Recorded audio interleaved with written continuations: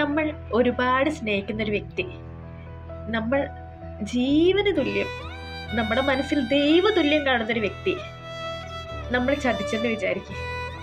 നമ്മൾ അവരോട് പൊറുക്കില്ലേ? പൊറുക്കും. 1ഉം 2ഉം പ്രാവശ്യമൊക്കെ നമുക്കത് പൊറുക്കാൻ പറ്റും.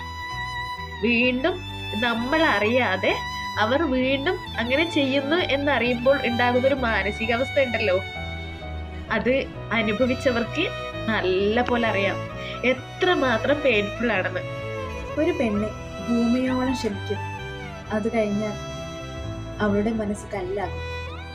വിലയറിയാതെ വലിച്ചെറിയുന്ന പലതും വില കൊടുത്താലും വാങ്ങാൻ കഴിയാതെ വരും.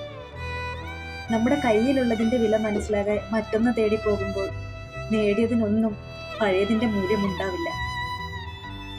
കയ്യിലുള്ളതിന്റെ വില അറിയണമെങ്കിൽ അത് ഒരിക്കലും തിരിച്ചു കിട്ടാത്ത വിധം നഷ്ടമാവണം. അപ്പോഴേ അതിന്റെ മൂല്യം എത്രത്തോളം ഉണ്ടെന്ന് അവർക്ക് മനസ്സിലാവും.